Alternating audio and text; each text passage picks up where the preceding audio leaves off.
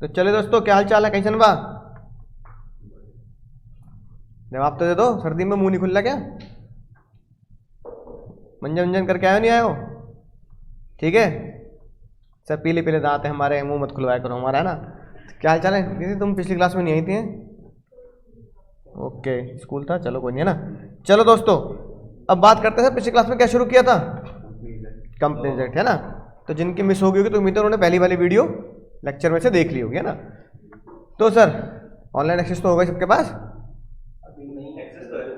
हाँ, तो तुम्हारे पास तो है, हाँ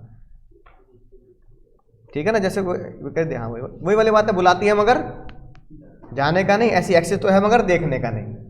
तो भैया बुलाती है मगर जाने का नहीं, पर एक्सेस है मगर देखने का, है ना। क्योंकि अब आगे कैसे समझ में आएगा, है ना।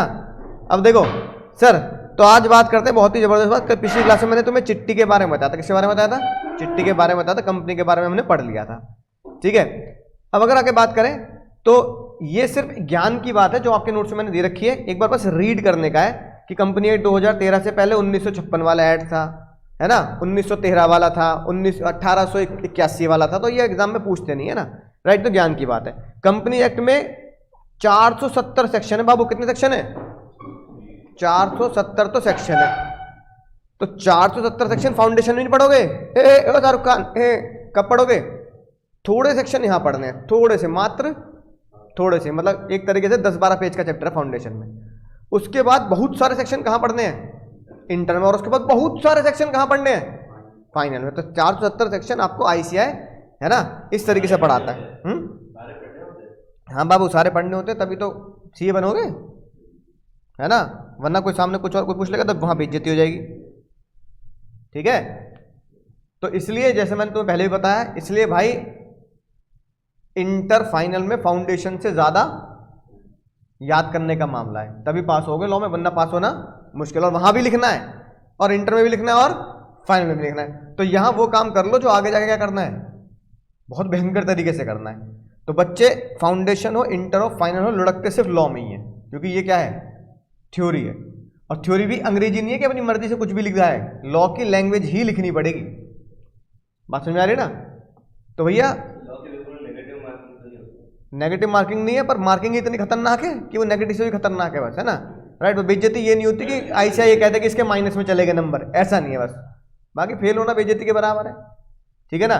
तो भाई ये तुम्हारी क्या है भाई? रोजी रोटी। मतलब मैं जब पढ़ता था या आज भी पढ़ाता हूं तो मैं क्या मानता हूं भाई? रोजी रोटी है भाई। इससे तो जीवन चलना है भाई। कोई भी क्लाइंट आएगा तुम्हारे पास सीए बनने के बाद, तुमसे लॉ के बारे में तो पूछेगा, सर्विसेज तो देनी है, और उसकी फीस देगा तुम्हें। रोजी रोटी है भाई, ठीक है ना। अब तुम्हें फाउंडेशन, इंटर, फाइनल तीनों का लॉ याद होना चाहिए, चाहे वो टैक्स का लॉ हो, चाहे वो कंपनी लॉ हो, चाहे वो ऑडिट के लॉ हो, है ना। तो इसलिए भाई रोजी रोटी समझ के याद कर लो, राइट। फाउंडेशन में कुछ भी नहीं है, जितनी फाउंडेशन में तुम्हारी ये पूरी लॉ की किताब है, इससे मोटी तो सिर्फ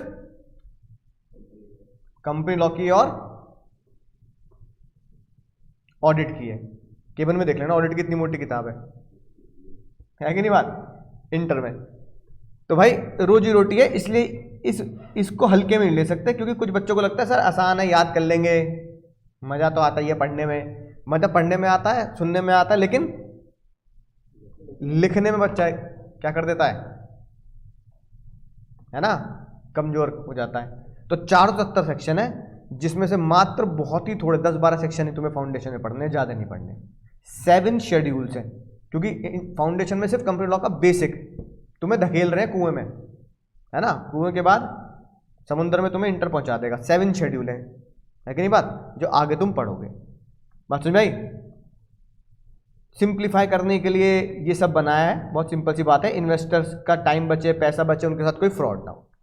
अब सर अगली मजेदार बात ये आती है जो समझने वाली है कि ये बताओ, क्या हमारे देश में जो इंश्योरेंस है वो कंपनी है या नहीं है बाबू? अभी देखते हैं। LIC शेयर प्राइस, LIC तो इंश्योरेंस है, कितने रुपए का चल रहा है निकम्मो? 903।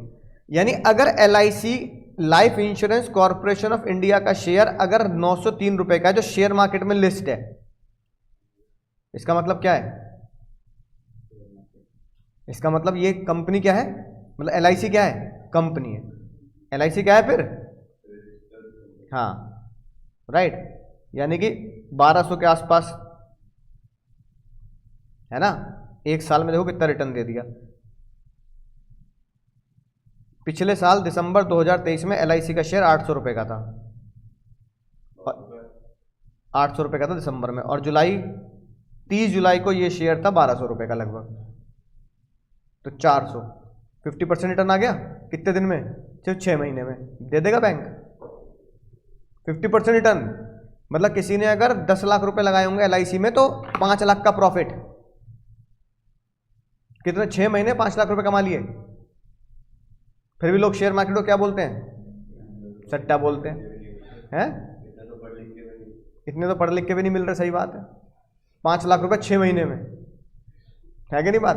80-90 हज़ार रुपये महीना बैठे बैठे, कुछ नहीं करना, चिंगम चबानी है ठीक है राइट, और क्रिकेट मैच देखना है। इसे बोलते हैं पैसिव इनकम। क्या बोलते हैं, पैसिव इनकम। जो आपकी मेहनत की नहीं होती, वो आपका पैसा पैसे को बना रहा होता है, ठीक है ना राइट। तो मतलब शेयर्स में क्या होता है, इन्वेस्टमेंट कर सकते हैं लेकिन सोच समझ कर। अब उसका उल्टा दिखाता हूं तुम्हें। जिसने ये शेयर जुलाई 2024 में लिया होगा 1200 का, आज ये कितने का, आज की डेट में 900 का, वापस आ गया। तो 1200 का 900, 300 रुपये गिर गया।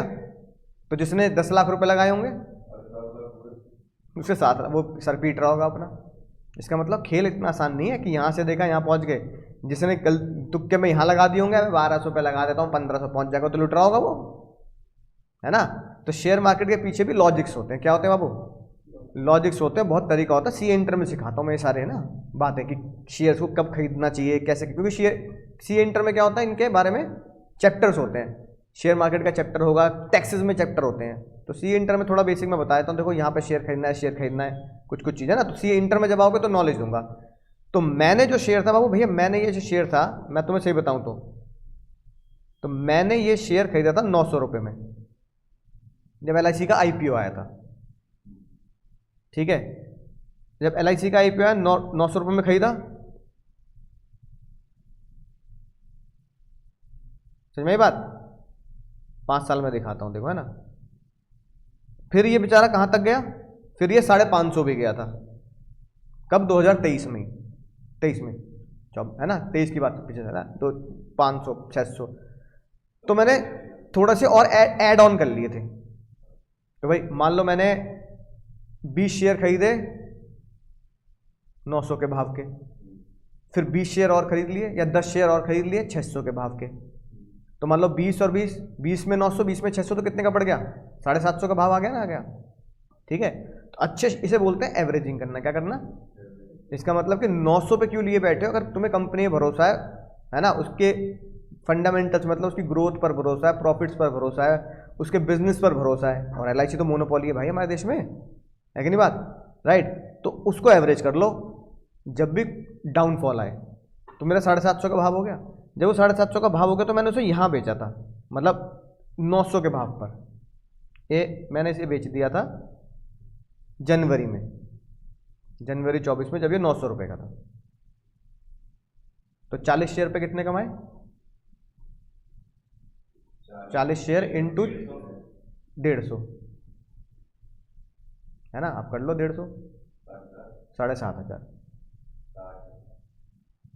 60, तो 60,000, नहीं 150 इंटू 40 करो ना, 6,000, है कि नहीं बात, राइट। तो मतलब भाई मैंने कम लगाए, भाई मैंने 20 खरीदे तो इतना पैसा बना। अगर मैं 200 खरीदता तो वो 60,000 हो जाते, है कि नहीं बात। तो जिसकी जितनी कैपिटल है वो, बात समझ में आई ना।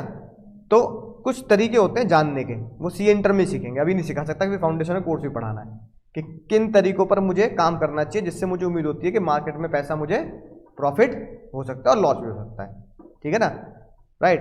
तो कुछ शेयर मैंने खरीदे हैं जो आज भी लॉस में चल रहे हैं, 2-2 3-3 4-4 साल से लॉस में चल रहे हैं। तब खरीदे थे मैंने सोच के कि बढ़ जाएंगे, अब वो क्या चल रहे हैं, लॉस में चल रहे हैं, है ना। क्या कर सकते हैं, बहुत सारे शेयर्स होते हैं जो लॉस में भी, है ना, चल रहे होते हैं। कि भाई खरीदा था मैंने 100 रुपये का, वो 80 रुपये का चल रहा है ना।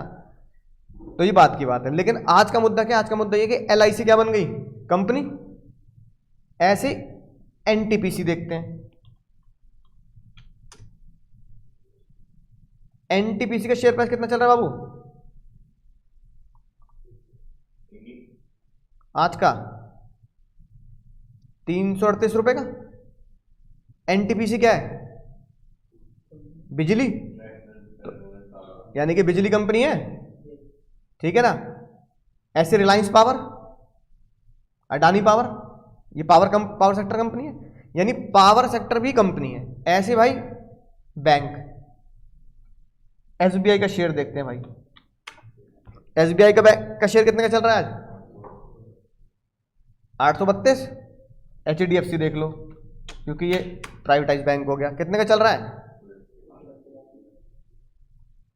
कि नहीं बात।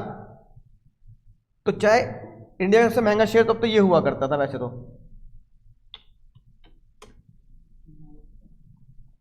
₹1,30,000 का एक शेयर,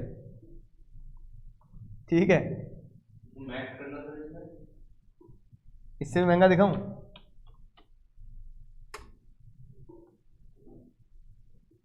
आज में गिर गया ₹2,500 का, तो समझ रहे हो। ये जो 1,91,000 का चल रहा है, ये पहुंचा था 3,30,000 का, और जिसने खरीद लिया हुआ 3 लाख में तो बर्बाद नहीं हो गया वो है, 1,00,000 रुपए का लॉस है कि नहीं बात। और जिसने खरीदा होगा 1 लाख में और बेच दिया होगा 3 लाख में, तो एक शेयर पे 2 लाख का प्रॉफिट, ठीक है। अब मुद्दे की बात यह कि मैंने तुम्हें क्या दिखाया, ऑनलाइन वाले बच्चों ने थोड़ा ज्ञान प्राप्ति कर ली, इंटर में पढ़ेंगे फुल फ्लैज ज्ञान, है ना, राइट, कि शेयर मार्केट में कब पैसा लगाना चाहिए, कैसे पैसा लगाना चाहिए, है ना। अब बात यह आती है, इंश्योरेंस भी कंपनी हो गई, बैंकिंग भी कंपनी हो गई, और बिजली इलेक्ट्रिसिटी भी कंपनी हो गई। इनका कंपनी एक्ट तो लग गया भाई, कंपनी बन गई तो कंपनी एक्ट तो लगेगा ही लगेगा। इनके खुद के भी अपने क्या है, एक्ट हैं, जैसे कि insurance act, IRDA act, banking act, ठीक है, और इलेक्ट्रिसिटी एक्ट। सुन लो इधर, अब क्या कह रहे हो। ये शेयर 3 रुपए का था, 1 साल पहले नहीं, ये पिछले महीने 3 रुपए का था,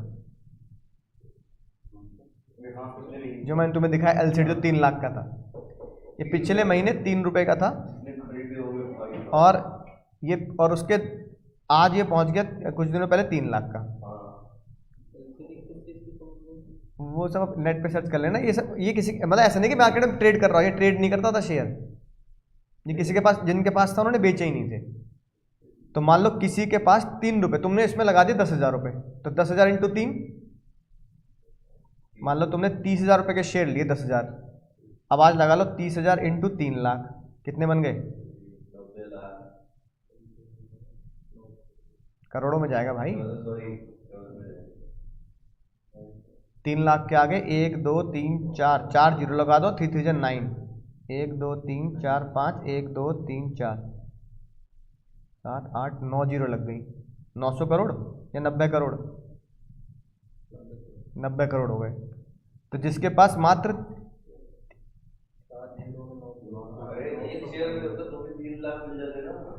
अब 3-3 रुपए का एक शेयर रखता ही कौन है, लोग कम से कम 1-1 हज़ार तो शेयर रखते ही हैं,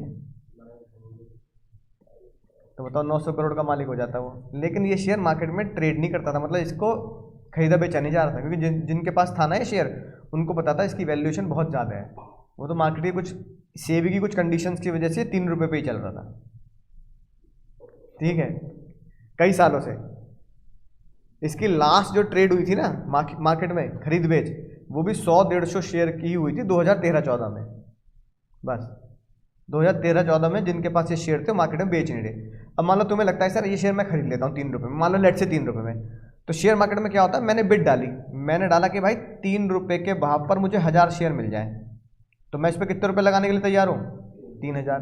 अब तुमने मार्केट में ऑर्डर डाल दिया, तुम्हारा ऑर्डर एग्जीक्यूट ही नहीं होगा, क्योंकि तुम बायर हो, तुम्हें 3 रुपये के भाव पे 1000 शेयर तो छोड़ो, तुम्हें 3 रुपये के भाव पे कोई 100 शेयर भी बेचने को तैयार तो हो। तो 100 शेयर भी अगर कोई बेचता है तो 900 रखे रह जाते हैं, 100 तुम्हारे खाते में आ जाते हैं, पर कोई बेचता ही नहीं है, तो तुम्हारा ऑर्डर क्या होगा, 3:30 बजे मार्केट बंद होती है, 3:30 बजे ऑर्डर तुम्हारा ऑटोमेटिक कैंसिल हो जाता है।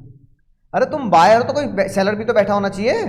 तो इस शेयर्स का 2000 पिछले 10 साल से कोई सेलर था ही नहीं, क्योंकि सबको पता था कि इसकी वैल्यू इतनी नहीं, 3 रुपये जितनी दिखा रहा है। जिस दिन सेबी रूल को हटाएगा उस दिन इसकी वैल्यू पहुंच जाएगी 2 लाख रुपए के आसपास।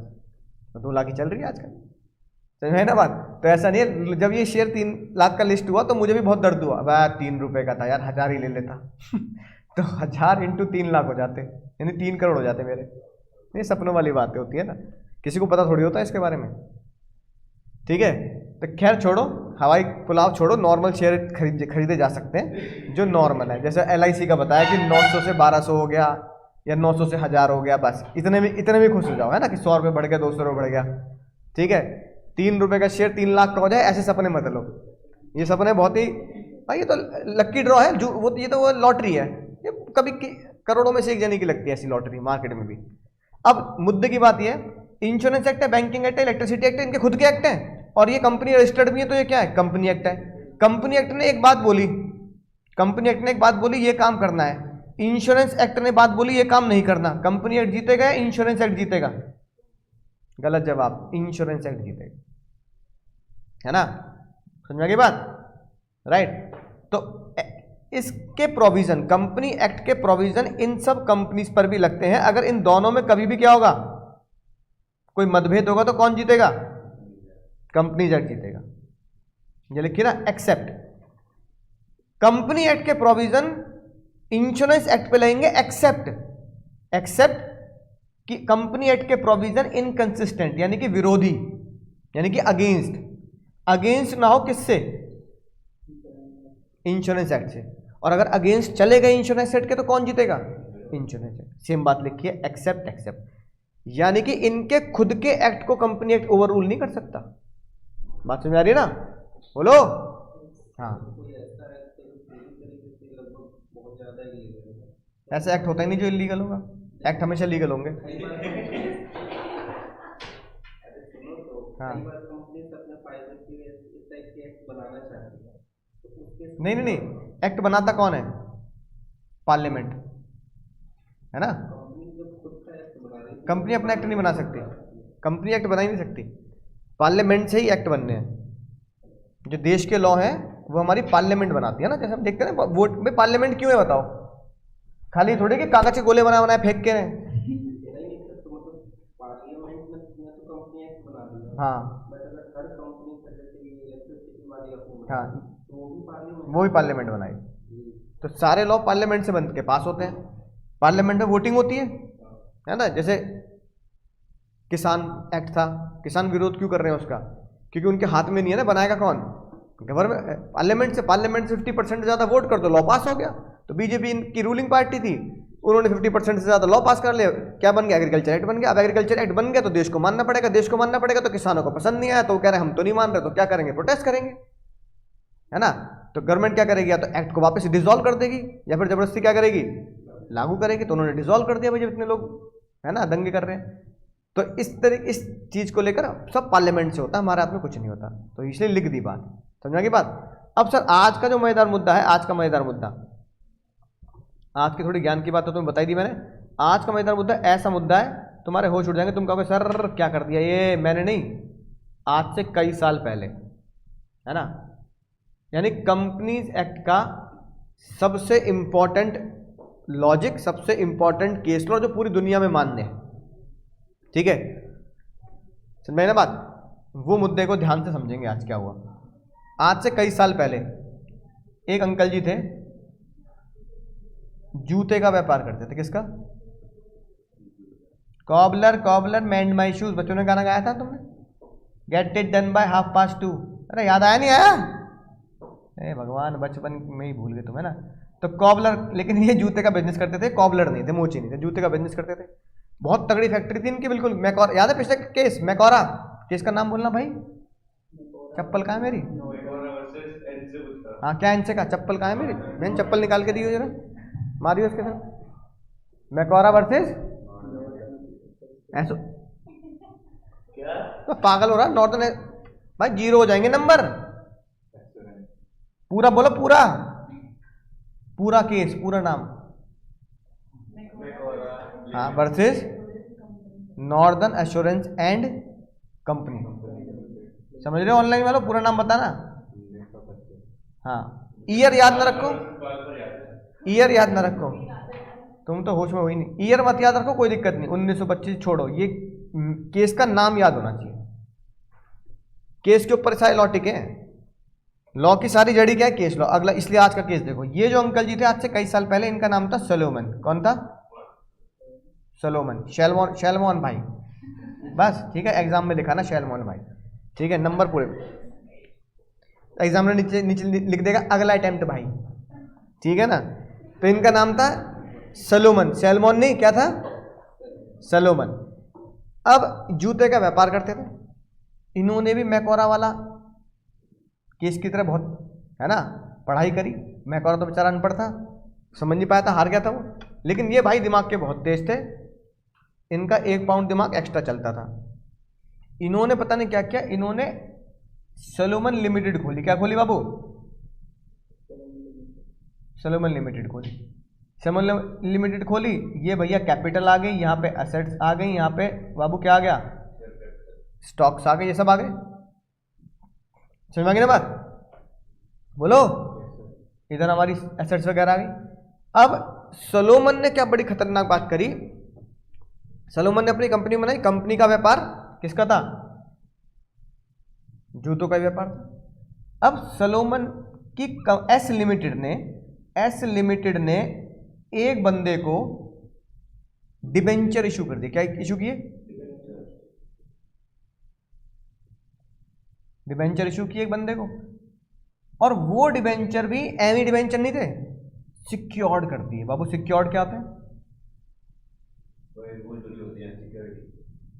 नहीं, सिक्योर्ड डिबेंचर का मतलब होता है कि जब भी पेमेंट होगी, लाइबिलिटी होगी ना, डिबेंचर और लोन, जब भी लोन और डिबेंचर की पेमेंट होगी तो पैसा किसको मिलता है बाबू? पहले, हाँ, जो सिक्योर्ड वाले होते हैं। बिजनेस बढ़िया चल रहा था, बहुत बढ़िया। असेट थी मान लो 7,000, है ना। एग्जाम में एग्जैक्ट अमाउंट लिखने की भी जरूरत नहीं होती कि सर केस में जितनी लिखी है 7,000 तो उतनी लिखूंगा, है ना। मैं बता रहा हूँ एग्जैक्ट अमाउंट, लेकिन एग्जाम में ऐसा घबराना मत कि सर मुझे याद ही नहीं रहा सोलोमन के कितनी एसेट थी, कितनी लाइफ, ऐसा मत करना, है ना। कैपिटल वगैरह मिला के थी इनकी ऐसी 20,000, कितनी थी? 20,000 यूरो के आसपास। खतरनाक बात ये थी कि सोलोमन ने जब कंपनी बनाई, तो भैया बचपन में तुमने पढ़ा है, दिल मत तोड़ना मेरा, बताओ पब्लिक कंपनी बनाने के लिए कितने मेंबर चाहिए होते, कितने शेयर होल्डर चाहिए होते हैं? हाँ, 7। ये कंपनी बनाने के लिए कितने चाहिए होते हैं? बोल क्यों नहीं रही? कितने चाहिए होते हैं? अरे तो 11th में पढ़ा होगा, नहीं पढ़ा होगा, या बेइज्जती करोगे गुप्ता सर की, हैं? और प्राइवेट कंपनी बनाने के लिए 3 नहीं बाबू, 2। तो प्राइवेट कंपनी बनाने के लिए 2 मिनिमम लोग चाहिए, 2 मिनिमम शेयर होल्डर बोलते हैं ना। कितने लोग और कितने चाहिए पब्लिक के लिए? कितने हैं? नहीं, डायरेक्टर शेयर होल्डर थोड़ी होते हैं, डायरेक्टर तो चालक होते हैं, चालक, चलाने वाले कंपनी, चालक। नहीं, गलत बोल रहे हो, सीए फाइनल में पढ़ोगे तुम आगे, घबराओ मत, उसे मिक्स मत करो। कितने लोग चाहिए? 7 जो लोग चाहिए होते हैं वो कौन होते हैं? Share holder. अब सोलोमन को पता था कि भाई कंपनी बनाने के लिए कितने लोग चाहिए? 7। आज भी 7 ही चाहिए, अंग्रेजों के जमाने में भी 7 चाहिए थे, आज भी 7 चाहिए। अब सोलोमन ने कहा 7 लोग कहां से लाऊं? तो सोलोमन ने बोला, सोलोमन की थी 5 बीवी 2 बच्चे। कितनी बीवी? गलत जवाब, सॉरी, आई एम सॉरी, है ना, उल्टा बोल दिया। 2 बीवी भी नहीं, 2 बीवी भी नहीं भाई, 1 बीवी 5 बच्चे। खुद, अबे खुद भी तो लाएगा, नहीं आएगा तो भाई एक बीवी, कितने बच्चे?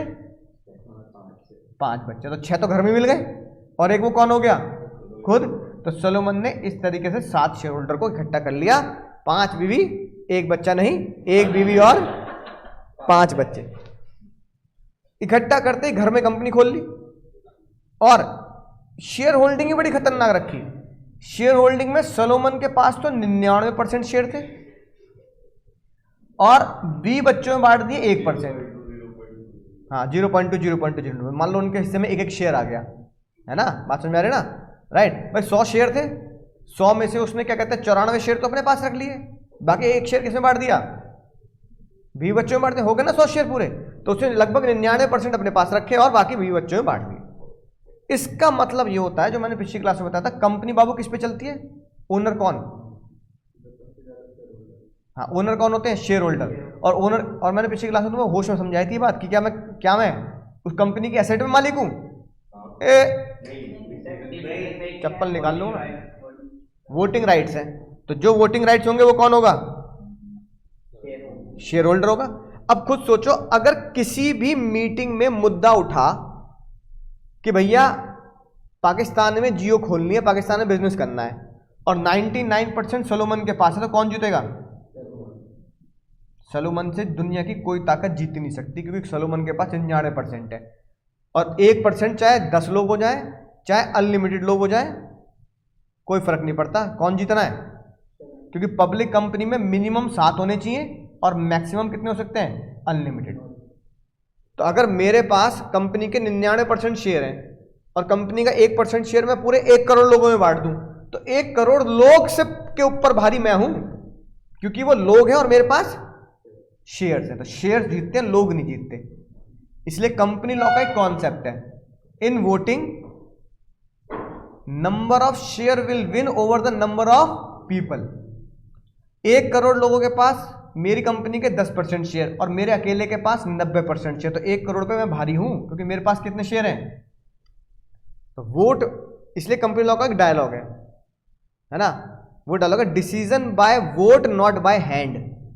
डिसीजन बाय, तो ये कंपनी लॉ का डायलॉग है अंग्रेजों का, decision by vote not by hand. Hand समझ गए ना, कि 1 करोड़ लोग बैठे हैं, वो कहने लगे पाकिस्तान में खोलते जियो, 1 करोड़ लोगों ने हाथ उठा दिया, है ना, और मेरे पास 90% शेयर है, मैं कह रहा हूं नहीं खोल रहे, मैंने हाथ उठाया नहीं, तो कौन जीतेगा? That is why it is called win bye vote not by hand. Solomon जीतना था। बात समझ आ गई? इतनी बात समझ आ गई? अब सुनना ध्यान से। अब सोलोमन के कुछ क्रेडिटर थे, क्रेडिटर, ठीक है, मान लो ये मैं हटा देता हूं ना। क्रेडिटर ने सोलोमन को 7,000 रुपए दे रखे थे। कितने दे रखे थे बाबू? 7,000 रुपए क्रेडिटर ने दे रखे थे, यानी उधारी चल रही थी। और सोलोमन के जो सिक्योर्ड डिबेंचर थे वो थे मान लो 10,000। कितने थे? 10,000, है ना। बोलो भाई, समझ आ गई बात? अब मुझे नहीं पता, ये तो सोलोमन की आत्मा को बुला के पूछना पड़ेगा। भाई रातों रात अचानक से ही क्या हुआ? कंपनी बंद हो गई, कंपनी को घाटा हुआ, कंपनी लिक्विडेशन में चलेगी, डिसोल्यूशन पार्टनरशिप में बोलते हैं ना। कंपनी लिक्विडेट हो गई और कंपनी बंद हो गई कि भाई अब ये कंपनी चल नहीं पाएगी, बहुत बुरे हालात चल रहे हैं, इससे बड़े क्या करो, कंपनी को बंद कर दो, ठीक है ना। अब जब कंपनी को बंद कर दो, पार्टनरशिप में बोलते हैं, पार्टनरशिप को क्या कर दो, डिसॉल्व कर दो। हम यहां क्या बोलते हैं, लिक्विडेट कर दो। कंपनी को बंद करने का क्या आया, फरमान जारी हो गया। अब जब कंपनी के बंद करने का फरमान जारी हो गया तो पीएनएल में क्या बनता है, पीएनएल रियलाइजेशन अकाउंट बनता है। क्या बनता है बाबू, तो रियलाइजेशन अकाउंट बनेगा।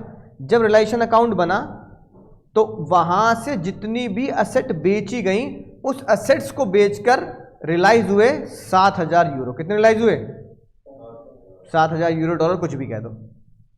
अब बात कोर्ट में थी, सारे क्रेडिटर हंगामा मचा रहे थे, अरे भैया हमारे पैसे डुबो दिए, हमारे पैसे डुबो दिए, हमारा पैसा वापस नहीं दिया, हमारा पैसा वापस नहीं दिया। कोर्ट ने कहा शांति रखो, शांति रखो, पैसा दिए, जब तुमने दिया तो क्या करे, अब क्या करे, कंपनी बंद हो रही है तो 7,000 डॉलर किसे मिलेंगे।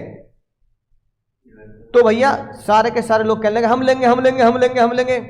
तो कंपनी लॉ के हिसाब से कोर्ट का डिसीजन आया कि 7,000 डॉलर मिलेंगे किसको, एक ऐसे डिबेंचर होल्डर को जो क्या है, क्या है बाबू, सिक्योर्ड है। तो लोग कहने लगे भाई इसने तो बहुत तगड़ा काम कर दिया यार, इसने अपनी उधारी क्या करा ली, सिक्योर। यार ये बहुत दिमाग वाला है, इसकी शक्ल देखनी पड़ेगी। सारे क्रेडिटर हो रहे, मर गया पैसा, भाई मर गया पैसा, पैसा मर गया। तो लोगों ने बोला भाई सिक्योर डिबेंचर को बुला लो, कौन है भाई वो होशियार आदमी। तो कोर्ट ने ऑर्डर निकाला, सिक्योर डिबेंचर हाजिर हो। अब सिक्योर डिबेंचर वाला जो आया वो मुंह पे कपड़ा बांध के आया। भाई क्या बांध के आया, नहीं कपड़ा बांध के आया। कोर्ट कह रहे भाई तुम कौन हो, वो कह रहा भैया मैं सिक्योर डिबेंचर हूं, सिक्योर डिबेंचर हो तुम मुंह पे काहे कपड़ा बांधते हो। कपड़ा नहीं उतारूंगा पर मैं सिक्योर डिबेंचर हूं। जज साहब मैं सिर्फ आपको ही क्या दूंगा, आईडी कार्ड वगैरह सब आपको दूंगा, लेकिन मैं सिक्योर डिबेंचर हूं। लोग कहने लगे भाई सिक्योरिटी वेंचर है भाई, कुछ दिख ही नहीं रहा, शक्ल तो दिखा दे भाई अपनी, कुछ नहीं दिख रहा भाई। वो बेचारा ऐसे करते हुए आ रहा भाई, ओ मेरी अंधे की लाठी, मुझे ले चल कोर्ट तक। अब लोग बाग हंगामा कर रहे हैं, कह रहे हैं भाई सिक्योरिटी वेंचर ठीक है, मैंने मान लिया तो सिक्योरिटी वेंचर है, जितने भी रिलायंस हुए किसको किसको मिलेगा पैसा? कहाँ गया मेरा पेन, दिख नहीं रहा। जितने भी रिलायंस हुए किसको पैसा मिलेगा? सिक्योरिटी वेंचर को मिलेगा। 7 के 7,000 रुपए किसके हो गए, है ना? नहीं, सिक्योरिटी वेंचर के। पागल हो रहा है ये भी, उल्टी सीधी बात कर रहा है। अब लोग कहने लगे ठीक है भैया सिक्योरिटी वेंचर के 7,000 रुपए हो गए, लेकिन सिक्योरिटी वेंचर की शक्ल देखे बिना हम वापस नहीं जान देंगे सिक्योरिटी वेंचर को। तो कोर्ट ने बोला भाई पर्दा उठाना पड़ेगा, पर्दा उठाना पड़ेगा। सिक्योरिटी वेंचर गाना गा रहा है, पर्दा जो उड़ गया तो भेद खुल जाएगा। सिक्योरिटी वेंचर ने पर्दा हटाया। जज साहब ने कहा कोर्ट में पंगा नहीं लेने का, हटाओ अपना रुमाल। जैसे ही सिक्योरिटी वेंचर ने पर्दा हटाया, एकदम से भाई हंगामा मच गया, शोर शराबा मच गया पूरे कोर्ट में, तबाही मच गई, गोलियां चलने लगी पूरे कोर्ट में, गलत है ये वो। पता कौन निकला? सलोमन। सिक्योर्ड डिबेंचर इज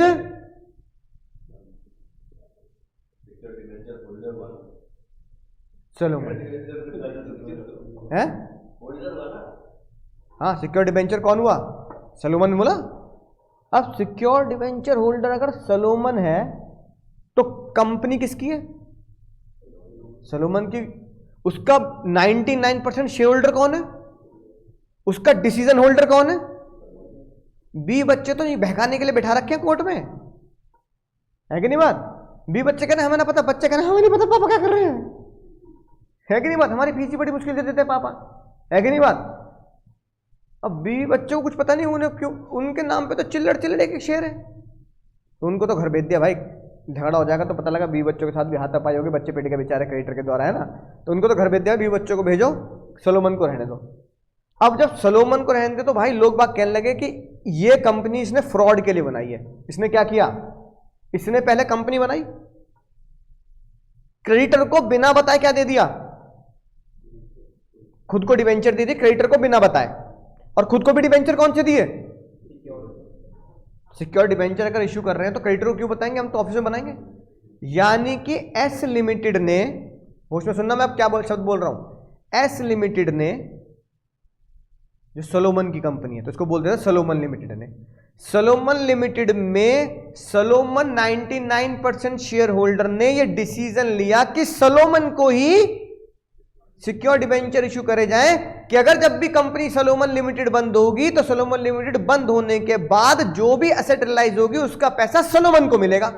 अबे तो जज साहब के सामने बोल रहे, तो ये कर कौन रहा है? कौन कर रहा है खतरनाक काम? सलोमन खुद कर रहा है, कमरे के अंदर बैठ के, है ना?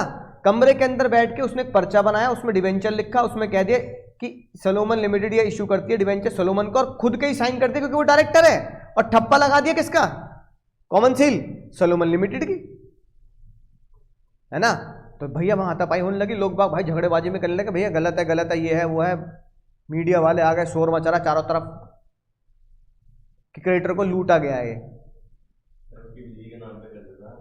क्यों कर देता? जब केस ही आया तो उसकी उंगली से उंगली मिलाना, बीच में कुछ स्टार सा बनाना, कुछ मंत्र वंत्र पढ़ना, उसकी आत्मा को बुला लेना और उससे कहना अपनी बीवी के नाम क्यों नहीं किए तुमने, ठीक है ना? जब अपने साथ साथ तुम्हारे पैर भी उल्टे कर देगा ना वो, तब कहेगा तू अपनी बीवी के नाम कर लियो। नहीं कर रहा वो अपनी बीवी के नाम, है कि नहीं बात? नहीं कोर्ट कचहरी फंसाना चाह रहा, वो अपनी बीवी को खुद ही कह रहा मैं खुद झेल लूँ, उसे पता तो होगी ना बात, एक ना एक दिन होगा ये। फिर नहीं बता रहा, अपने बीवी बच्चों को नहीं फंसा रहा, वो कह रहा मैं जो करूंगा मैं करूंगा। अब बताओ बात कौन जीतेगा, सलोमन या क्रेडिटर? बोलो, सलोमन जीतेगा क्रेडिटर जीतेगा? कुछ बच्चे कह रहे हैं क्रेडिटर जीतेंगे। ऑनलाइन वालों निकम्मो, कौन जीतेगा भाई लोगों? ओ साक्षी, विहू, संकेत, अमित, बताओ भाई क्रेडिटर या सलोमन? मजा आ रहा है कहानी में? अरे कहानी नहीं लायक को मजा आ रहा है केस में। एक बालक कह रहा है क्रेडिटर जीतेंगे, दो बालक कह रहे हैं क्रेडिटर जीतेंगे, गलत हुआ है सर। बाकी बालक शैलमोन भाई, अदिति शैलमोन भाई, अभिषेक शैलमोन भाई, साकेत, साक्षी, साकेत कह रहे हैं शैलमोन विंस। अब जो बच्चे कह रहे हैं शैलमोन जीतेंगे, बिल्कुल सही जवाब। ये कॉन्सेप्ट कल ही पढ़ा चुका हूं, नशेड़ी ये कॉन्सेप्ट पिछले लेक्चर में पढ़ा चुका हूं, कल मतलब पिछले लेक्चर में ही पढ़ा चुका हूं। एस लिमिटेड का मतलब क्या है? चिट्टी, सेपरेट लीगल एंटिटी। हो गया नहीं हो गया? तो कल वाला कॉन्सेप्ट मत भूल जाना भाई, separate legal entity. S limited क्या है? चिट्टी, सेपरेट लीगल एंटिटी। चिट्टी ने अपने डिबेंचर किसको दे दिए? सैलमॉन कौन है? Separate legal entity. चिट्टी ने अपने डिबेंचर सेपरेट लीगल एंटिटी को दे दिए, अलग पर्सन को दे दिए। एक नॉन लिविंग बीइंग ने लिविंग बीइंग को दे दिए। बोलो भैया, एक नॉन लिविंग बीइंग ने लिविंग बीइंग को दे दिए, ठीक है। तो ये बताओ, ये अलग पर्सन हो गया, अलग पर्सन हो गया। जब दोनों अलग अलग पर्सन हो गए तो ये बताओ, एस लिमिटेड ने अगर अपने सिक्योर डिबेंचर सोलोमन को दे दिए तो सोलोमन ये कह रहा है कि तभी तो पर्दा नहीं हटा रहा था, क्योंकि पर्दा हटाऊंगा तो अनपढ़ लोग क्या करेंगे? झगड़ा करेंगे। क्योंकि अनपढ़ लोग क्यों झगड़ा करेंगे? क्योंकि उन्हें लगता है कि सोलोमन लिमिटेड और सोलोमन कौन है? सेम है, पर ऐसा है थोड़ी। तो जज ने बोला as per the law, as per the law S limited is a separate person who issued the secure debenture to Solomon. तो सोलोमन सिक्योर डिबेंचर है एस लिमिटेड का। एस लिमिटेड सोलोमन नहीं है। ओ भाई मैं क्या बोल रहा हूं, समझ में आ रही है बात? एस लिमिटेड सोलोमन नहीं है और सोलोमन एस लिमिटेड नहीं है, बोथ आर डिफरेंट। तुम्हारी में इतना है। जज ने बोला तुम अनपढ़ लोगों की खोपड़ी में इसलिए बात नहीं जा रही क्योंकि यहां पर एस और सोलोमन लिमिटेड लिखा है। तो जज ने बोला चलो एक काम करते हैं, यहां पर लिख देते हैं, है ना, कोई नया नाम देते हैं, लिख देते हैं ना, बिंगो टेढ़े मेढ़े लिमिटेड। क्या लिख दिया हमने? Bingo limited. अब तुम्हारी खोपड़ी आराम से शुद्ध हो गई। क्यों गई? क्योंकि अब तुम सभी को लगता है कि बिंगो लिमिटेड ने सोलोमन को डिबेंचर दिए थे, सिक्योर थे, तो पैसा किसका हो गया? तो जज ने सभी क्रेडिटर को समझाया, उन सब क्रेडिटर की आत्मा आज भी भटक रही है, सॉरी बोलेंगे अभी, है ना उनको। जज ने उसे बताया फर्क सिर्फ इतना है कि सोलोमन ने जो अपनी कंपनी बनाई वो बिंगो लिमिटेड नाम से नहीं बनाई। किस नाम से बनाई? Solomon limited. तो नाम से क्यों भ्रमित हो रहे हो? कल को सोलोमन अपना नेम चेंज कर दे, नेम चेंज करना अलाउड है भाई कंपनी नाम में, पढ़ोगे सी इंटर में तुम। अगर नेम चेंज करके सोलोमन अपनी कंपनी का नाम सोलोमन लिमिटेड की जगह बिंगो लिमिटेड लग जाए तो तसल्ली हो जाती नहीं हो जाती तुम्हें? तो नाम में कुछ नहीं रखा। सोलोमन लिमिटेड एक सेपरेट एंटिटी ने अपने डिबेंचर एक सेपरेट एंटिटी को सिक्योर्ड इशू कर दिए डिबेंचर, बात खत्म हो गई। पैसा किसका? तो पहले से जो कंपनी का नाम है उसके नाम से रखने क्यों? अब सोलोमन की आत्मा को बुलाएंगे, उसका मन कर रहा है, क्या दिक्कत है? नहीं नहीं नहीं, प्रॉब्लम नॉन प्रॉब्लम की बात ही नहीं है भाई, कई लोग रखते हैं। धीरू भाई अंबानी ने क्या रखा नाम? रिलायंस। उन्होंने अंबानी या धीरू नहीं लिखा, उन्होंने रखा, लेकिन टाटा वाले तो टाटा ही लिख रहे हैं। टाटा वाले कह रहे हैं हम अपना सरनेम रखेंगे नाम, टाटा मोटर्स, है ना, टाटा पावर, टाटा लिमिटेड रख रहे हो। तो अपने अपना अपना अपना तरीका है भाई, वो अपने नाम पे रख रहे हैं कंपनी को। अब टाटाज ने अपने नाम पे टाटाज लिमिटेड बना दी, तो सेपरेट एंटिटी तो क्रिएट होगी ना, नाम पे रखने से क्या हो रहा है? तो सोलोमन कह रहा है हम भी रख सकते हैं, सोलोमन ने क्या बना दी? Solomon limited. तो जज ने बोला सेपरेट लीगल एंटिटी का ही कॉन्सेप्ट है, ठीक है। अब सुनना ध्यान से, इस कॉन्सेप्ट को नाम दिया कौन जीता पहले ही बताओ? Solomon wins. अब इस कॉन्सेप्ट को जज ने एक नया नाम दिया। जज ने कहा इस प्यार को नाम क्या दें? इस प्यार को क्या नाम दें? जो कुछ है बाबू क्या है? यही तो है। इसके चक्कर में तो झगड़ा हो रहा है, झगड़ा तो इसके चक्कर में ही हो रहा है ना, कि एक ये पर्दा है जो अलग करता है किसको? ओनर को और कंपनी को। यानी कि कल को अगर अंकुर लिमिटेड अंकुर के द्वारा बनाई जाएगी, तो जब भी मैं किसी से डील करूंगा तो मैं अंकुर के नाम से डील नहीं करूंगा, किसके नाम से डील करूंगा? अंकुर लिमिटेड के नाम से डील करूंगा। मैंने कहा मेरी शक्ल मत देखो, किसकी शक्ल देखो? अंकुर लिमिटेड की। तो जज ने कहा अगर ये पर्दा क्रिएट होता है जिससे एक बंदा अपने ही नाम से दूसरी कंपनी बना के सेपरेट एंटिटी खोलते हैं, इसलिए इस पर्दे को नाम दिया कॉर्पोरेट पर्दा। बताओ पर्दे को इंग्लिश में क्या बोलते हैं? पर्दे को क्या बोलते हैं इंग्लिश में? कर्टेन के अलावा एक और शब्द होता है वेल। हाँ बिल्कुल सही बात, वेल बोला जाता है, कॉर्पोरेट वेल, यानी कि कानूनी पर्दा। एक ऐसा पर्दा जो मुझे और मेरी कंपनी क्या करता है। तो जज ने बोला भाई कॉर्पोरेट वेल है जो सलोमन ने यूज करी। सलोमन ने बोला मैं क्या करूंगा, मैं ही कंपनी बनाऊंगा, मैं ही 99% शेयर होल्डर रहूंगा, और लेकिन कंपनी का बिजनेस, कंपनी का धंधा मेरे नाम से नहीं होगा, सलोमन लिमिटेड के, एस लिमिटेड के नाम से होगा। और जबकि 99% शेयर होल्डर कौन है, सलोमन है। तो जज ने बोला कोई बात नहीं, 99.99% भी तेरे पास है अगर शेयर, तो भी कॉर्पोरेट वेल का जन्म हो जाएगा। बस तू 7 मेंबर इकट्ठे कर ले, प्राइवेट में 2 मेंबर इकट्ठे कर ले, है ना। अपनी कोचिंग आरकेजी क्या है, प्राइवेट लिमिटेड, सिर्फ 2 ही शेयर होल्डर चाहिए उसके लिए, और सेपरेट का एंटिटी तैयार। मैं बता रहा था फराग सर को, मैंने कहा एक काम करते हैं सर, पढ़ाने की जरूरत ही क्या है ना। तुम्हारी खोपड़ी में भी ये बात आती है, तभी तो तुम्हें समझा रहा हूं मैं। तो जो खोपड़ी में बात तुम्हारे आज आ रही है ना, वो कई साल पहले हमारे दिमाग में आ चुकी है। क्यों, हमने कहा बनाते हैं आरकेजी प्राइवेट लिमिटेड, ठीक है, लिमिटेड बना देंगे, ज़्यादा पैसे खर्च नहीं होते उसमें। भाई 2 शेयर होल्डर की क्या बात होगी, भैया मैं बन गया और पराग सर शेयर होल्डर बन गए, कंपनी तैयार। फिर तुम हो गए बच्चे, बच्चों से एडवांस लेता नहीं लेता। तो जितने बच्चे, बच्चे मन के सच्चे, बच्चे सारे अच्छे, छोटे छोटे बेचारे मासूम से बच्चे, अनपढ़, छोटे छोटे अनपढ़ बच्चे, क्योंकि तुमने भी लॉ नहीं पढ़ा तो तुम सब क्या हो भाई, कानून की दुनिया में तो अनपढ़ ही हो। अब तुम सब अनपढ़ बच्चे, तुमने क्या दे दी, फीस दे दी। अब जितनी भी फीस दे दी, हमारे पास क्या इकट्ठा हो गया, कैश। तुम हमारे क्या बन गए, क्रेडिटर, या तो फीस लौटाएंगे या पढ़ाएंगे। अब हमने क्या किया, मान लो एक बच्चे की फीस लेट से 50,000 रुपये, बस ऐसी रैंडम ले रहा हूं ना, और पूरे साल में लेट से हमने पढ़ा दिए 1000 बच्चे, 1 साल में, 2 साल में, 3 साल में, है ना, 1000 बच्चे, 1000 इंटू 50,000 कितने हो गए भाई,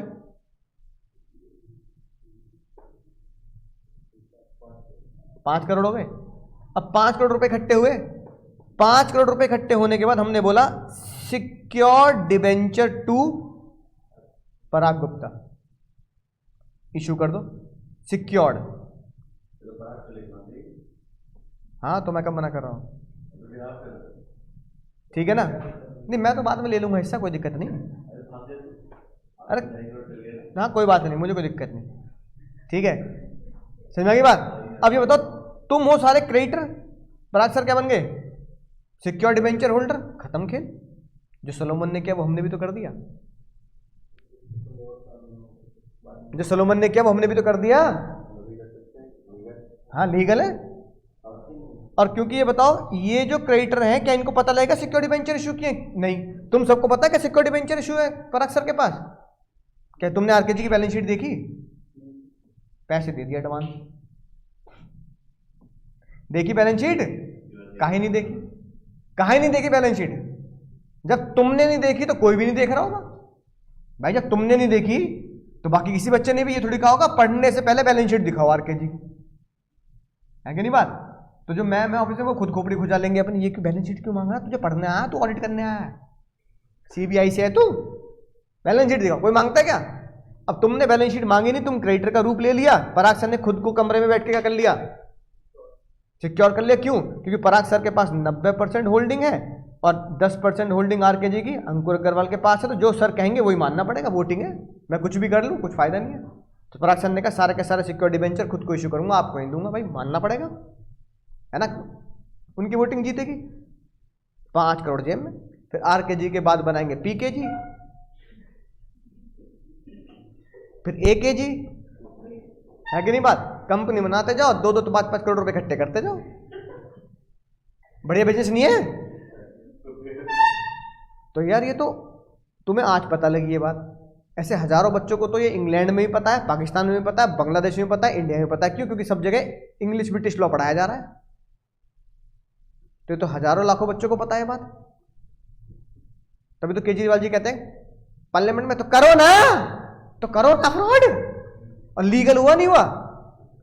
अब सलोमन जीत सकता है, अगर सलोमन जीत सकता है तो पराग गुप्ता सर क्यों नहीं जीत सकते, ट्रांजैक्शन तो सेम है, समझ में ना बात।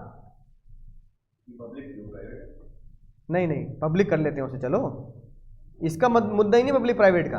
पब्लिक प्राइवेट खोलने में सिर्फ 10-15 हज़ार रुपए का फर्क आता है और कुछ नहीं, मतलब 1-2 लाख रुपए का फर्क आएगा। लो आरकेजी लिमिटेड कर लो यार, बात तो वही है ना, समझ में आ गई बात। तो सोलोमन ने जो किया, पराग सर ने जो कर सकते हैं उसको बोल सकते हैं हम कॉर्पोरेट वेल। क्या बोलते हैं बाबू, देखो ये लिखी बात, मीनिंग ऑफ कॉर्पोरेट वेल। इससे क्वेश्चन एग्जाम में आता है, मतलब 70% चांस होते हैं अगर पेपर बनता है तो इसमें से कोई कॉन्सेप्ट पूछा जाना चाहिए कॉर्पोरेट वेल। देखो क्या लिखी है बात, कंपनी क्या लीगल कॉन्सेप्ट है, सेपरेट एंटिटी है, पहले तो लिखना पड़ेगा। Member of the company are shielded from the liability, जो कंपनी के शेयर होल्डर है उनके ऊपर कोई लाइबिलिटी नहीं है, वो कंपनी की लाइबिलिटी है। कंपनी का रिलेशन अकाउंट बनेगा, मेंबर को घर से पैसा नहीं देना, इसी को क्या बोलते हैं, लिमिटेड लाइबिलिटी कॉन्सेप्ट, जो पिछली क्लास में बताया था, अपने घर से पैसा नहीं देने का। If company incurred any debt, खतरनाक बात सुनना, अगर कंपनी ने किसी को डेट इशू किए हैं तो कॉर्पोरेट वेल का कॉन्सेप्ट ये कहता है member should not be liable for those error, share holder को जेब से पैसा नहीं देना। ओ भाई समझ रहे बात को। तो कंपनी ने जो डेट इश्यू किए हैं उसकी भरपाई कौन करेगा, कंपनी करेगी। शेयर होल्डर कौन है, सोलोमन या उसके बच्चे उसकी भरपाई नहीं करेंगे, क्योंकि कंपनी अलग है और शेयर होल्डर अलग है और उसका डिबेंचर होल्डर्स अलग है, इसलिए share holders are protected from the act of the company. Company जो भी काम करती है उसके लिए जिम्मेदार कौन नहीं है, शेयर होल्डर जिम्मेदार नहीं है। कल को रिलायंस कोई भी चोरी चकारी कर ले, एलआईसी में कोई भी धोखाधड़ी हो जाए, मैं शेयर होल्डर हूं एलआईसी का तो मैं जाऊंगा जेल, मैं शेयर होल्डर हूं एलआईसी का तो मैं भरूंगा एलआईसी का पैसा। अडानी के ऊपर नहीं लगते रहते, कभी कोई आरोप लगाता है, कभी इंटरनेशनली कोई आरोप लगाता है, तो भाई अगर तुम्हारे पास अडानी के शेयर है तो भाई मेरे तो शेयर में गिरावट आने से लॉस होगा ना, तो मैं अपनी जेब से थोड़ी भरूंगा। तो share holder never liable for the companies fraud, company के फ्रॉड के लिए शेयर होल्डर लायबल नहीं होता, शेयर होल्डर के डायरेक्टर लायबल, कंपनी के डायरेक्टर लायबल होते हैं। मैं क्यों लायबल होऊंगा, मैं तो पढ़ा रहा हूं और वहां फ्रॉड कर रहा है अडानी अंबानी की कंपनी में। बस मेरा गुना यही है कि मैंने उनके शेयर होल्डिंग ले रखी है 20 शेयर की, बस 200 शेयर की, बस तो होल्डिंग में मैं क्यों जिम्मेदार हूं, तो लिख दी लॉ में ये बात, शेयर होल्डर कभी भी कंपनी के काम के लिए लायबल नहीं होते। फिर आया सोलोमन है ना, ये सारी बातें मैंने तुम्हें बता दी, इन्हें याद करने की जरूरत नहीं है। इसे हम क्या बोलते हैं, फैक्ट। 20,000 शेयर थे, €1 का एक शेयर था, ठीक है ना। कंपनी को 10,000 क्या दे रखा था, डिवेंचर होल्डर थे। असल बात है ये कि कंपनी जब लिक्विडेट हुई तब क्या हुआ, अनसिक्योर क्रेडिटर को 7,000 चाहिए थे, हमने बैलेंस शीट में भी 7,000 लिखे, है ना। And that Solomon could not be treated as secured creditor, Solomon क्या था, सिक्योर्ड क्रेडिटर नहीं माना जाए। ये किसने बोला था, अनसिक्योर्ड क्रेडिटर ने। अनसिक्योर्ड क्रेडिटर ने बोला सोलोमन को पैसे नहीं मिलने चाहिए, क्योंकि सोलोमन ने तो कंपनी खुद बनाई है, ठीक है ना, उसके पास डिबेंचर थे। और क्रेडिटर्स ने बोला वो ही मैनेजिंग डायरेक्टर है, उसके पास 99% शेयर है, तो एक तरीके से वो कौन है, वन मैन कंपनी है। कौन है वो, ओ भाई सुन लो ध्यान से, होश में, मोबाइल मत चलाओ, क्या कौन है वो, one man company. One man company है क्योंकि 6 लोगों को जो उन्होंने इकट्ठा किया ना, 20 बच्चों को, वो तो फॉर्मेलिटी के लिए इकट्ठा किया। क्यों, क्योंकि तुमने बोला कितने लोग चाहिए, 7, तो फॉर्मेलिटी के लिए 7 इकट्ठे करने, 99% अपने पास से 1% 20 बच्चों में बांट दिया, तो फॉर्मेलिटी थी ना। 99% जिसके पास शेयर होल्डर तो वन मैन कंपनी के बराबर है। उन्होंने बोला 20 बच्चों को तो घर भेजो, और जज साहब कंपनी शैम है, शैम मतलब एक तरीके से गलत तरीके से बनाए, गलत इंटेंशन से बनाए जाने वाला काम, और फ्रॉड है। समझिए क्रेडिटर ने क्या बोला, company is sham and fraud. बोलो जज का डिसीजन क्या आया, ये रियल फैक्ट्स है। 10,000 के डिबेंचर, 7,000 रुपए के क्या थे, क्रेडिटर। हमने भी ये तो लिखा है, हमने भी क्या लिखा है, बोलो भाई 10,000 के डिबेंचर, 7,000 क्रेडिटर, ये तो लिखे। अब डिसीजन जो है वो है खतरनाक। It was held by the court, ये एग्जाम में मैक नॉटिंगम लिखने की जरूरत नहीं, कोर्ट भी लिख दोगे चलेगा। It was held by the court, company is in the company different person all together from subscriber to the memorandum. Subscriber to the memorandum हो गया शेयर होल्डर, है ना। शेयर होल्डर जो मेमोरेंडम पे साइन करते हैं उसे बोलते हैं सब्सक्राइबर। जैसे यूट्यूब पे तुम चैनल सब्सक्राइब नहीं करते, ऐसे ही मेमोरेंडम पे क्या करना होता है, साइन को बोलते हैं सब्सक्राइबर। इसका मतलब क्या है, कंपनी अलग है और जिन लोगों ने मेमोरेंडम पे साइन किए यानी कि शेयर होल्डर, शेयर होल्डर क्या है, अलग है। इतनी बात समझ में आई? ये बताया लोगों को कंपनी, इसने कोर्ट के जज ने। फिर क्या बोला, पढ़ना जरा क्या लिखा है, it same person are manager, Solomon ही मैनेजर हो सकता है, सोलोमन ही प्रॉफिट रिसीव कर सकता है। The company is not agent of the subscriber, company is not the law, not in the law agent of subscriber, trustee of the them, है ना। यानी कंपनी जो होती है बिल्कुल अलग होती है, वो अपने शेयर होल्डर की एजेंट वगैरह नहीं होती। नॉर आर द सब्सक्राइबर यानी कि मेंबर, ना ही मेंबर लायबल होते हैं कंपनी के किसी भी काम के लिए। दोनों ही क्या है, अलग अलग है। तो जितने भी क्रेडिटर ये बोल रहे हैं कि कंपनी ने जो सिक्योर डिबेंचर इशू किए हैं उसके लिए कौन लायबल है, कंपनी के शेयर होल्डर लायबल है। कौन लायबल है, शेयर होल्डर। तो जज ने बोला कंपनी ने जो सिक्योर डिबेंचर इशू किए हैं सोलोमन को या किसी मिस्टर एक्स को या मान लो मुझे, अगर एस लिमिटेड ने अंकुर अग्रवाल को सिक्योर डिबेंचर इशू कर दिए हैं तो एस लिमिटेड के डिबेंचर को पे करने की जिम्मेदारी कंपनी की जिम्मेदारी है, उसके शेयर होल्डर की नहीं है।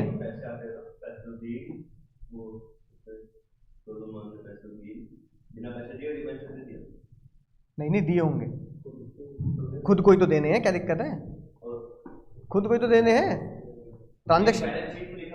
हाँ हाँ, और क्या, उसका यूज कर लियो।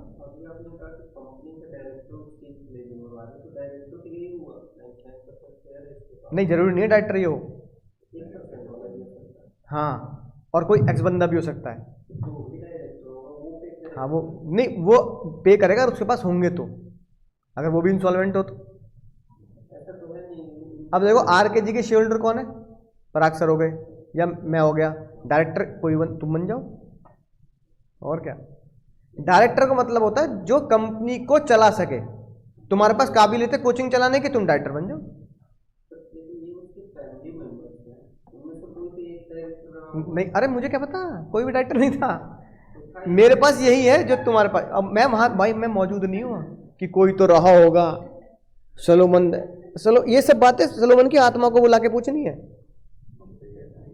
समझ में आई ना बात। अब 100 साल पहले जो हुआ वो तो वही लिखा है जो कोर्ट देगा, हमें पता नहीं ना, ये सब बातें सोलोमन की आत्मा को बुला के पूछनी है, समझ में आई बात। तो अब अगर भाई मुझे कोचिंग चलाने का एक्सपीरियंस है ना, तो कोई भी कोचिंग वाला कह सकता है कि आप हमारी कोचिंग के डायरेक्टर बन जाओ कंपनी के, तो मैं बन जाऊंगा डायरेक्टर, और क्या लूंगा, सैलरी लूंगा, तो मैं शेयर होल्डर हूं, ऐसी जरूरी थोड़ी है, समझे ना बात। अभी आरकेजी के शेयर होल्डर पराग सर है, मान लो फॉर एग्जांपल मैं हो गया डायरेक्टर, तुम बन जाओ, तुम चलाना आता तो बस तुम्हें सैलरी मिल जाएगी, तुम चला लेना बढ़िया तरीके से। होते मैम बैठी ऑफिस में, वो डायरेक्टर की पोस्ट है उनके पास।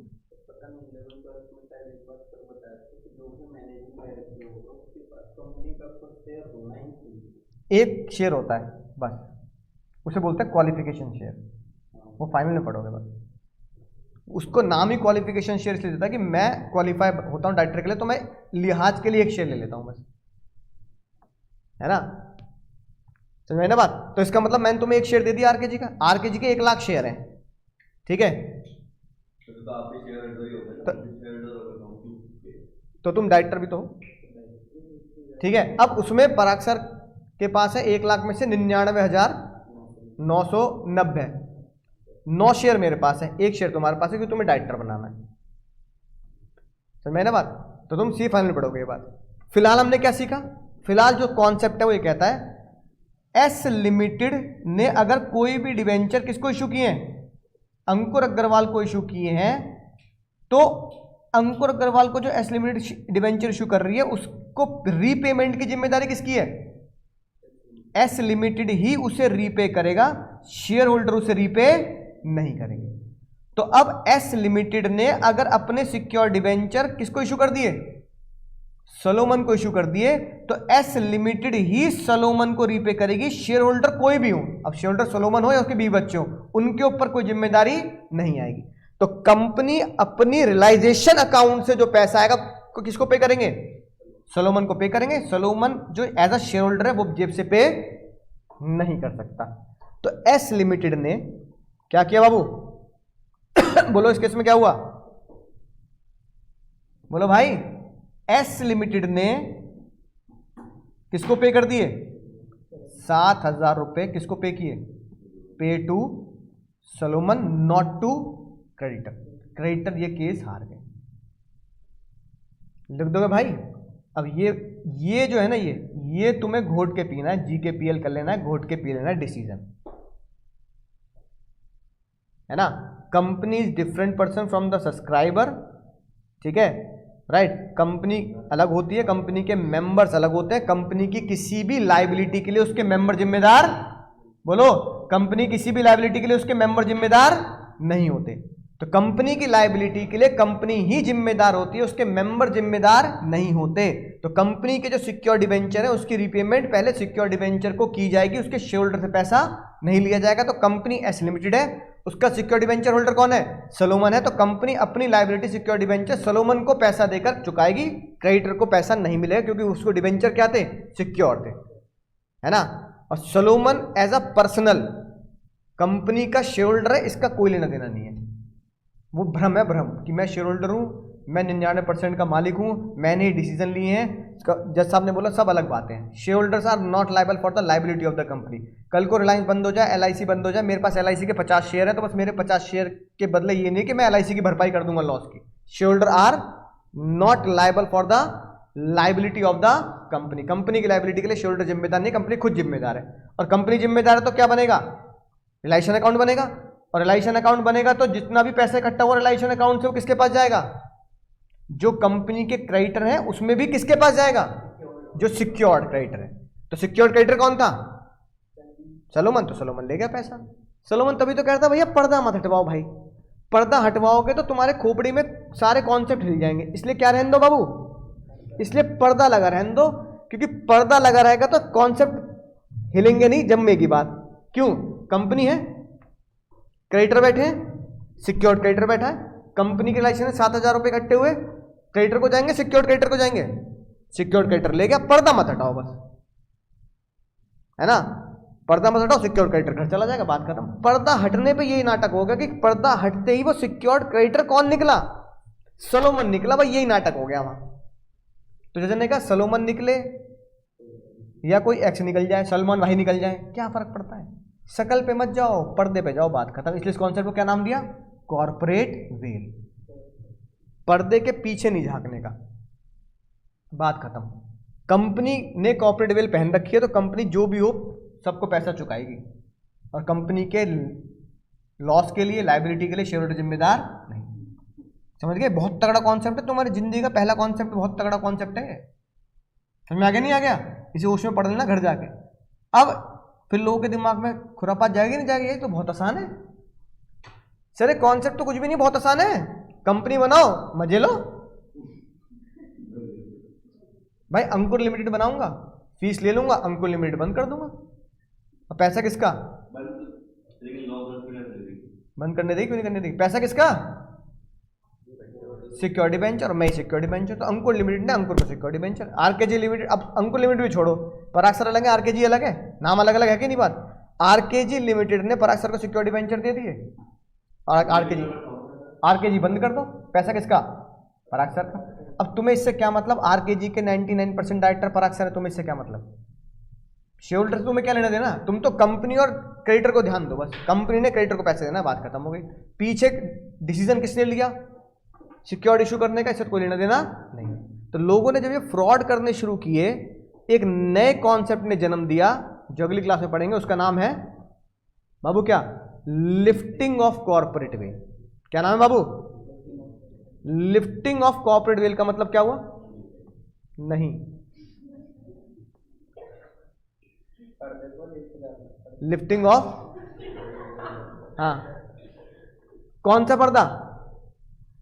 जो तुमने कंपनी के नाम का पहन रखा है, ठीक है। ओ मुंह दिखाई, सुन नहीं रहा बात? तो मुंह दिखाई का जो पर्दा पहन रखा है, कितनी बढ़िया बात की भाई ने, शादी होने वाले इसका मतलब है ना। तो मुंह दिखाई वाला कॉन्सेप्ट समझ लो कि भाई अगर घूंघट पहन रखा है या पर्दा लगा रखा है, तो अभी क्या दिख रहा है? अभी दिख रहा है पर्दा, और पर्दे के ऊपर किसी का नाम दिख रहा होगा, लेकिन अगर पर्दा गिरा दिया जाए, मुंह दिखाई करी जाए, तो पीछे कौन निकलेगा? कोई बंदा निकलेगा। तो जो बंदा निकलेगा, चाहे वो सोलोमन हो, तो पर्दा हटते ही कौन होगा? पर्दे के पीछे वाले लायबल होंगे। तो लिफ्ट ऑफ कॉर्पोरेट वेल का मतलब है कॉर्पोरेट वेल को क्या करना है? कॉर्पोरेट वेल को डिलीट करना है। डिलीट करने के बाद पर्दे के पीछे जो है बाबू क्या है? पर्दे के पीछे जो है वो कौन होंगे? लायबल होंगे। यानी कल को या उस टाइम पर, उस जमाने में कॉर्पोरेट वेल को लिफ्ट कर दिया जाता तो सोलोमन जिम्मेदार माना जाता। लेकिन जज साहब ने कहा कॉर्पोरेट वेल लिफ्ट करने की जरूरत नहीं, कॉर्पोरेट वेल बिल्कुल सोलोमन ने लीगल यूज किया, तो सोलोमन जिम्मेदार नहीं है। तो जिन लोगों ने कॉर्पोरेट वेल का गलत इस्तेमाल किया, जिन लोगों ने बाबू कॉर्पोरेट वेल का गलत इस्तेमाल किया, उनके लिए बनाया गया लिफ्ट ऑफ कॉर्पोरेट वेल। कहां किया गलत इस्तेमाल? फिर वही बात, कहां इस्तेमाल किया गलत? सही तो इस्तेमाल किया उसने। जो लॉ कह दे कि ये गलत है, उसमें कौन जीता? कॉर्पोरेट वेल जीता, नहीं जीता? एग्जाम्पल कल पढ़ेंगे अगली क्लास में। एग्जाम्पल नहीं होते भाई, वो केस होते हैं। तो लिफ्टिंग ऑफ कॉर्पोरेट वेल के हमारे कोर्स में डाले गए, फाउंडेशन कोर्स में डाले गए 5 केसेस। कितने डाले गए? 5 केस में पढ़ोगे तुम। पर्दा हटा के पर्दे के पीछे जो लोग होंगे, पर्दे के पीछे कौन होंगे? Share holder. पर्दे के पीछे कौन होंगे बाबू? ये कह रहा मेरी वाइफ है। तुम सुनो, अब पर्दे के पीछे कौन होंगे? तो पर्दे के पीछे जो लोग होंगे फ्रॉड करने में, या शेयर होल्डर होंगे फ्रॉड करने के लिए, तो वो ही फ्रॉड करने वाले क्या माने जाएंगे? लायबल माने जाएंगे। कॉर्पोरेट वेल का लीगल और सही इस्तेमाल किया था सोलोमन ने। सोलोमन ने ये, अच्छा तुम ये क्यों सोच रहे हो कि सोलोमन लिमिटेड की कंपनी जानबूझ के बंद हुई है? ये तो कोई नहीं जानता। जेन्युइनली बंद हो, क्यों नहीं बिक रहे हो जूते? भाई जूते का बिजनेस बंद किया उसने, नहीं बिक रहे उसके जूते, बंद हो गई। ऐसी बहुत सारी इंडिया में कंपनी जो खुलती हैं और बंद हो जाती, नहीं बिके उसके जूते, जेन्युइनली बंद हो गई, बस। है कि नहीं बात? तो तर्क वितर्क से जो लिख दिया, जो डिसीजन आ गया कोर्ट का, उसमें कोई तर्क वितर्क नहीं है। ऐसा होगा तो क्या होगा? अरे भाई गाय उड़ेगी तो क्या होगा? गोबर कैच करेंगे। भैंस उड़ेगी तो क्या होगा? गोबर कैच करेंगे। कबूतर मियोनीज देगा, यही तो होगा। इसलिए लॉ में एक चीज ध्यान रखना, बिल्कुल जीवन में, पूरे जीवन में गाय भैंस नहीं उड़ानी। गाय भैंस समझते हो ना क्या? जैसे ये उड़ाता है, अपनी बीवी को कर देता है इशू, अपने आप को क्यों कर दिए? और सोलोमन लिमिटेड नाम ही क्यों रखा? सोलोमन लिमिटेड की जगह है ना, राइट, बंदूक लिमिटेड, मतलब बिंगो लिमिटेड रख देता। समझ रहे हो बात को? ओ भाई तन्मय, तुम्हें कह रहा हूं मैं, तो गाय भैंस मत उड़ाओ कि ऐसा कर देता। ऐसा कर देता तो फिर केस लॉ का डिसीजन क्या होता? अलग हो सकता था। उसने किया क्या, हमें वो याद है। क्वेश्चन भी क्या बनेगा? क्वेश्चन में ये नहीं कहेगा कि 7 मेंबर थे और उसने अपनी वाइफ को डिबेंचर इशू कर दिया। क्वेश्चन में कहेगा खुद को इशू करे, क्योंकि केस लॉ में क्या था? तो इसलिए गाय भैंस नहीं उड़ेगी, क्योंकि गाय भैंस उड़ेगी तो क्या होगा? गोबर कैच करेंगे, यही होगा। इसलिए गाय भैंस मत उड़ाओ, जो है उस पर फोकस करो। तो अगली क्लास में वो 5 केस पढ़ेंगे जिसमें लोगों ने कॉर्पोरेट वेल का इस्तेमाल किया और जज ने उसे क्या माना? गलत इस्तेमाल माना। सोलोमन ने कॉर्पोरेट वेल का इस्तेमाल किया, जज ने क्या माना? सही इस्तेमाल। 5 केस होंगे जिसमें लॉ क्या मानेगा? गलत। वो 5 केस पढ़ेंगे अगली क्लास में। बोलो समझ गए सर? मजा आएगा सर? Yes sir, tata bye bye, take care.